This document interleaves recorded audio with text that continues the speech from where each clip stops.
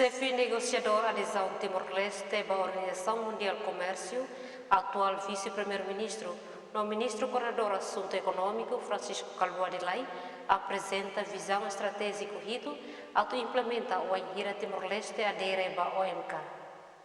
Ba itania a session ba iha WTO iha lorong hat hahu husi horsek dia 24, 25, 26 to 29 e hoje no praik nessa lorong Timor-Leste dia ato Timor-Leste primeiro se loca sessão né visão que a mensagem de bema que mas itania chefe de estado excelência Presidente da República, com bota José Ramos Horta, e depois mais Hanoi Ruma, e tem parceiro Sira, ele hoje representa Portugal, secretário de Estado e a Comércio União de Portugal, depois WTO, Ninha Deputy Rasik, Mr. Chen, e Hawatan Rasik, e tem programa pós-adesão.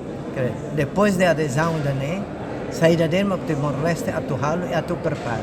Numa ponto rito em Hawatoti Ona e depois preparamos para a Bangladesh, atuá-lo na assinatura para a cerimônia oficialmente Timor-Leste saia membro pleno para a Bangladesh e a Fatima. Makanya programa no Prime Livio atau Basira até na preparação Timor-Leste pós-adesão saída.